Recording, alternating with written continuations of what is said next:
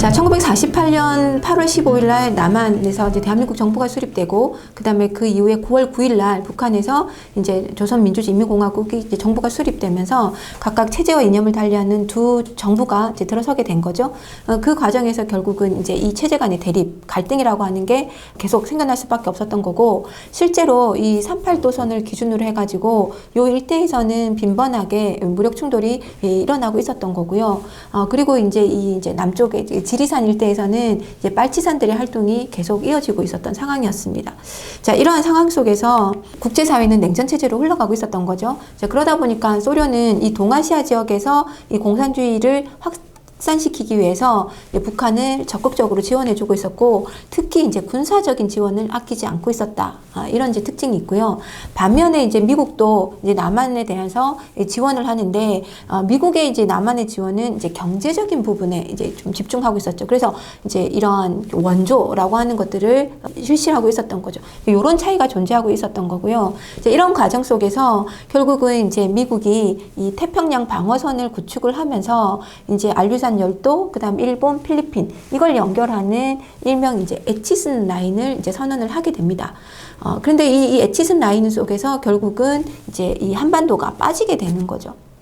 그러다 보니까 쉽게 말하면 미국의 이제 방위 전선에서 이제 한반도가 빠지게 되는 거고, 그다음에 소련은 이제 북한에 대해서 적극적으로 군사적인 지원을 하고 있는 상황이었고, 그러다 보니까 북한에서는 이러한 이제 그 군사적인 이런 보강들을 진행시켜 나가게 되는 거고, 나아가서는 이제 이 무기 지원들을 받게 되고, 그리고 이제 소련과 중국으로부터 이제 전쟁에 대한 동의까지도 얻어내게 됩니다. 소련이 이제 군사적인 물자적인 도움을 줬다라고 한다면, 중국 같은 경우에는 이제 전쟁을 할 경우에 이제 불리해지면 자기네가 도움을 주겠다, 이런 것들을 이제 약속을 하게 됐던 거죠. 자, 이러한 이제 소련과 그 중국의 지원, 그 다음에 동의를 얻고 난 다음에 결국은 이제 북한이 1950년 6월 25일 날 기습적으로 남침을 이제 단행하게 됩니다.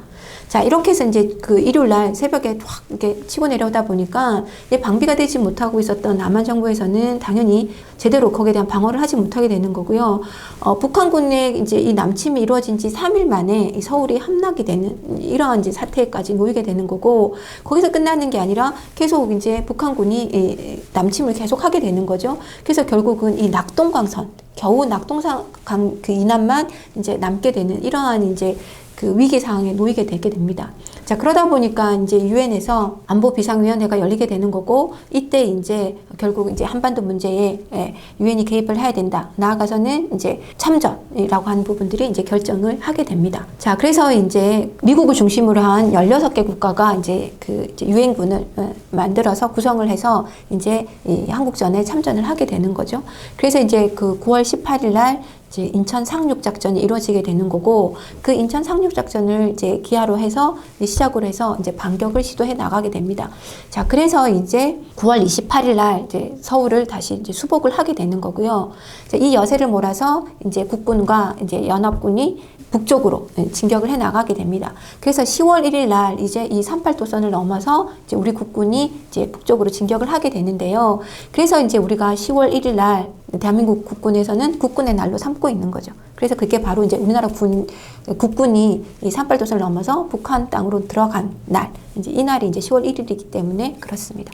자, 이렇게 해서 이제 그 진격을 계속해 나가게 되고, 그래서 이제 어디까지? 압록강 지역까지 이제 진격을 하게 됩니다. 그래서 이제 전쟁이 끝나나라고 하는 기대에 부풀었었는데, 그때 이제 앞서 말한 대로 이제 북한한테 약속을 했던 중국군이 이제 개입을 하게 되는 거고, 중국군의 그 인해 전술, 어마어마한 이제 그 숫자의 군인들이 참전을 함으로 인해서 결국은 이제 국군과 연합군이 이제 뒤로 밀리게 되는 거죠. 자, 그래서 1951년에 가면 결국은 이제 서울이 다시 재함락당하는 이제 이런 이제 결과를 낳게 됩니다. 이걸 우리가 일명 일사후퇴라고 얘기를 하게 되는 거죠. 물론 이때는 다시 서울을 이제 다시 재탈환을 하게 됩니다. 얼마 안 가서. 자, 그러다 보니까 이제 그 다음에는 이 38도선을 기준으로 해가지고 여기에 이제 전선이 이제 형성이 되게 되고, 이 전선이 이제 고착화하는 현상이 일어나게 되는 거예요. 근데 더 이상 이제 이런 힘의 균형이 이루어지면서 더 이상 이제 누군가가 일방적으로 밀고 내려오거나 밀고 올라가는 이런 양상이 만들어지지 않았다는 겁니다. 이렇게 이제 전선의 고착화가 이루어지다 보니까 결국은 이제 소련에서 이제 제안을 합니다. 정전 협정을 하자. 이렇게 이제 얘기를 하게 되는 거고. 자, 그래서 이제 이 정전 협정 테이블이 열리게 되는데 문제는 이제 휴전선을 어디로 설정할 것이냐, 그다음 어떻게 설정할 것이냐, 그리고 이 전쟁 과정에서 발생한 포로들을 어떻게 교환할 것이냐, 그 포로 교환 방식 등을 놓고 이제 이 갈등이 일어나게 됩니다. 그래서 이게 이제 의견들이 잘 좁혀지지 않았다라는 거죠. 거기다가 이제 당시 이제 이승만 정부 입장에서는 이 정전 협정에 대해서 극구 반대를 하고 나서게 됩니다. 이승만 정부의 이제 기본적인 이제 방침은 북진 통일이었기 때문에 이 기회에 이제 북진 통일을 해야 된다라고 주장을 하게 되는 거죠. 그래서 일단 정전 협정에 반대를 하고 있었던 거고, 거기다가 더 나아가서 이제 보통은 포로는 그냥 이제 교환을 하게 돼 있는데 일명 그 방공 포로들을 다 석방을 해버리게 됩니다. 그래서 이제 이 거제 포로 수용소에 있었던 이제 방공포로들 석방을 하는 이런 이제 문제들을 일으키게 되면서 결국은 이 정전협정이 잘 순탄하게 진행되지 못하는, 그리고 이 기간이 계속 연장되는 이런 이제 상황을 낳게 되는 거죠. 그래서 정전협정을 제의했던 것이 51년 6월이란데요. 정전협정이 체결되는 건 2년이나 지나서 53년 7월 27일에 가서야 이제 협정이 체결이 되게 됩니다. 그래서 그 2년 동안 사실은 38도선을 부근을 중심으로 해서 엄청나게 이제 전선이 이제 고착화되고 구축이 됐던 거잖아요. 그러니까 이 38도선을 중심으로 해서 엄청나게 남한과 북한 군인들이 치열하게 싸웠던 거죠. 왜냐하면 언제 정전협정이 체결될지 모르고 그 정전협정이 체결되는 순간 휴전선이, 흔히 말하는 군사분계선이 이제 설정이 될 건데, 그 군사분계선이 지금처럼 그냥 38도선을 기준으로 일괄적으로 선정이 될 것인지, 아니면 지금 현재 차지한 지역을 기준으로 해서 설정이 될 건지 그걸 알 수가 없으니까 이 싸우는 군인들 입장에서는 한 지역이라도 더 점령하기 위해서 치열하게 싸울 수밖에 없었던 거죠.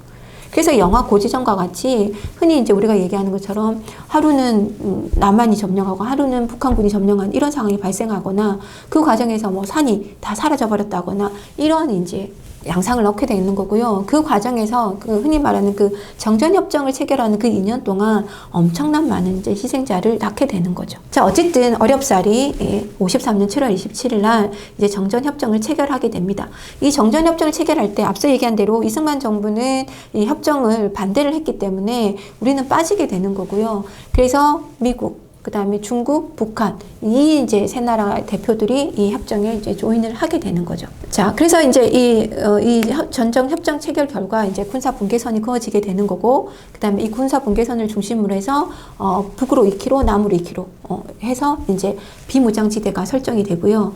그 다음에 이제 포로 같은 경우에는 이 포로들의 자유의사에 따라서 교환하는 걸로 결정이 되게 됩니다. 자, 그리고 이렇게 이제 군사 분계선이 그어지게 되고 이제 분단이 되다 보니까 결국은 이들을 관리하기 위한 중립국 감독위원회, 그리고 군사정전위원회가 이제 설치가 되게 되는 거죠. 자, 그래서 이제 판문점이 이제 중요한 역할을 하게 됩니다.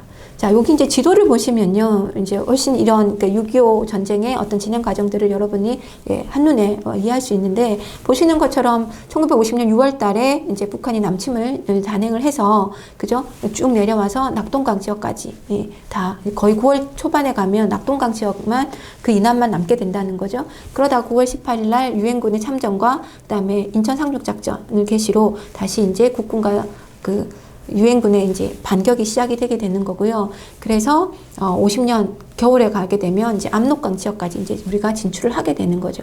자, 그러다가 10월 달쯤에 중공군이 개입을 하게 되면서 결국은 다시 이제 국군과 유엔군이 밀리게 되는 거고, 그래서 일시적으로 이제 서울을 빼앗기게 되는 거죠. 그러다가 다시 이제 서울을 다시 되찾고, 그러면서 이제 1951년 1월 이후에는 38선을 기준으로 해가지고 이 전선이 고착화되는 양상을 보이게 됩니다. 그것이 이제 53년 7월 27일 휴전협정이 될 때까지 지속이 되게 되는 거죠. 자, 이런 이제 6.25 전쟁의 어떤 그 피해 영향이라고 한다면 가장 크게 전쟁이 일어났잖아요. 그러니까 인명피해가 이루 말할 수 없이 일어나는 거, 거기에 대한 재산피해, 이건 이제 당연한 거죠. 특히나 이 전쟁 과정에서 결국은 이제 그 산업 기반 시설이라고 하는 게 다 파괴가 되게 됩니다. 이건 뭐 남한뿐만 아니라 북한도 그렇고요. 그죠? 그래서 이제 전후에 이 복구 복구라고 하는 것이 굉장히 어려움을 겪게 되는 상황이 되는 거고, 무엇보다도 이제 어쨌든 남과 북이 서로 총불을 겨누면서 전쟁을 했잖아요. 그러다 보니까 이 남북 간에 서로 적대감이 최고조에 도달하게 되는 거고, 그러면서 이제 이런 분단의 고착화라고 하는 부분이 자리를 잡게 되고, 그게 이제 지금까지 이어지고 있는 거죠. 자, 더불어서 이제 이런 이제 전쟁을 겪으면서 결국 이제 그 안보라고 하는 문제가 중요한 과제로 떠오르게 되고, 그래서 이제 53년에 가면 한미 상호 방호 조약을 체결을 하게 됩니다. 한미 상호 방호 조약 체결에 따라서 이제 미군이 이제 우리 남한에 이제 주둔을 하게 되는 거죠.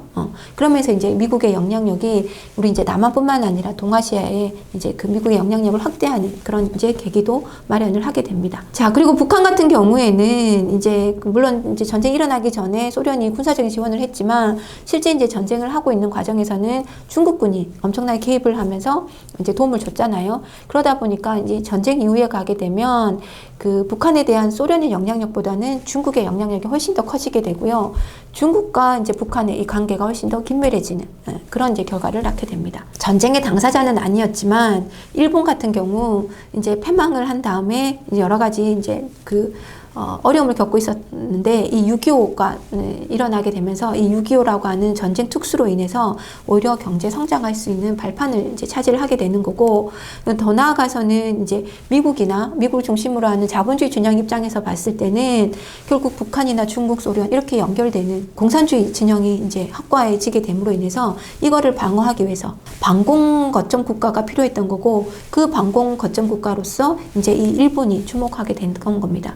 그래서 이제 미국은 1951년에 샌프란시스코 강화 조약을 이제 체결을 해서 일본이 갖고 있었던 그 패망국이라고 하는 지위를 빨리 없애주고, 그다음에 국제사회에 일본을 다시 복귀시켜주는 그런 역할을 하게 되는 거죠. 그러면서 일본이 6.25 이후에 51년 이후에 이제 아시아의 반공 거점 국가로서 이제 급부상을 하게 되었습니다. 자, 그리고 우리가 또 하나 이 6.25 전쟁과 관련해서 좀 주목을 해야 되는 것은 사실은 전쟁 와중에서 인명피해나 재산피해는 일어날 수밖에 없어요. 그죠?